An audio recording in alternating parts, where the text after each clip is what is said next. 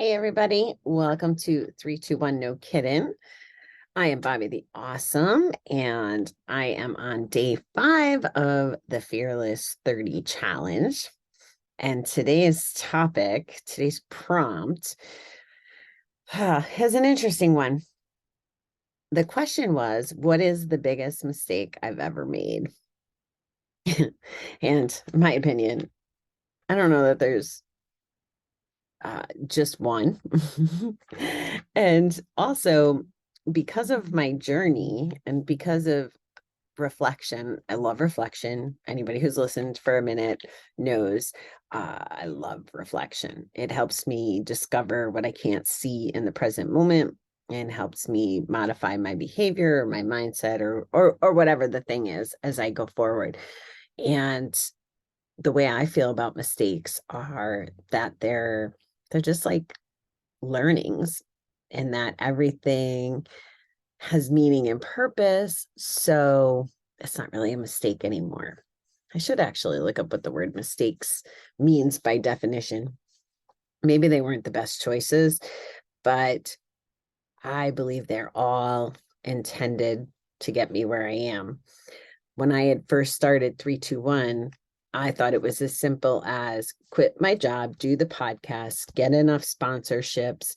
I could be out running around doing my research, hiring the construction crews to build the physical property, connecting with the right people. The sponsorship will pay for it, and I'll learn all the things I need to do to make it happen.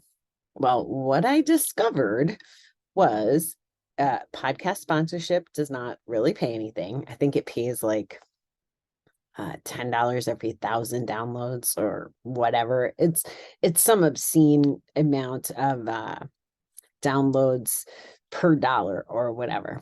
And being a gambling recovery podcast and not the scary movie, not scary movie, like the scary real true crime or politics or gaming or whatever, the it wasn't a reasonable ask anyway.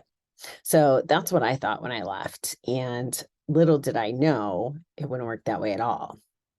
And one of the milestone learning, we'll call it, was when I hired my first coach for here's the way my journey went.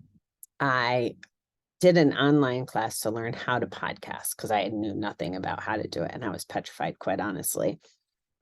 And then I took a speaking class. At the end of the day, I end up with hiring my first real coach. And I thought, he did this sales call with me. That's what they're called. I didn't know that. He didn't say you want to do a sales call. He said you want to do a discovery call or a call to get to know each other. So I spent 2 back-to-back days on the phone with him. And he asked me about 321, and we talk about it and we go on and on. Then he sells me on his program. So I give him a lot of money for 12 weeks of coaching, I think it was.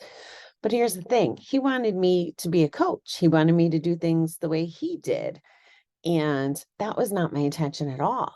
And I walked away from those sales calls thinking that I was going to get somebody who was going to help me and guide me with the 321 mission. Instead, it was the first of a lot more learnings to where I was doing things on everybody else's agenda or what they thought I should do.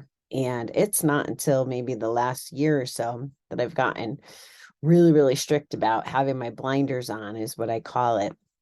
I'm not going to let you distract me. There's some guy in the last day. He starts a conversation in Messenger, and his ploy, his question is, are you one of those people who's open-minded about business things? So I'm guessing the way the rest of the conversation is supposed to go is something like, yeah, oh, good. Well, let me tell you about XYZ, right? Well, I kind of nipped it in the bud. I was like, oh, that's a good line. But, I'm not interested in your thing, because every time I do someone else's thing, I'm not working on my thing. So that brings me to another point of it is thinking that I could do all this, learn all the things, do all the things, even with guidance, that I would get there. And my biggest mistake, as the prompt asked, and for those of you who might not know, I'm in the middle of a 30-day fearless challenge, which is there's a different coach who is giving us a question every day that we have to answer transparently, honestly. And I have no problem being honest and talking about such things because I've had so much practice. Although I am being a lot more revealing. Like I wouldn't have told you before that I thought I could do this based on sponsorship and that, I don't have millions in the bank towards the project yet. Like, so the biggest mistake essentially is that I could do this alone. I can't do this alone. I cannot create from the ground up as someone who worked in floral and drove a truck.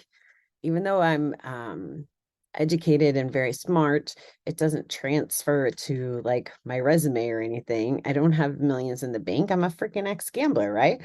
I thought I could do this all by myself, and I can't. And that's why we're pivoting. And I'll share with you what's happening. And I hope that I can get invites out really soon.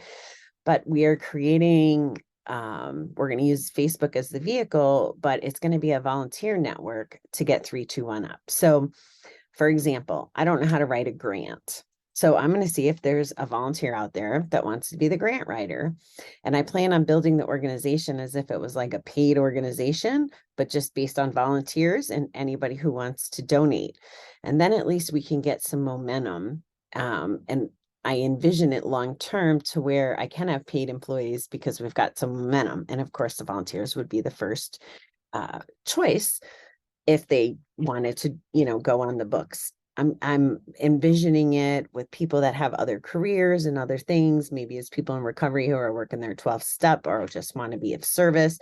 But I think that that's the way to go.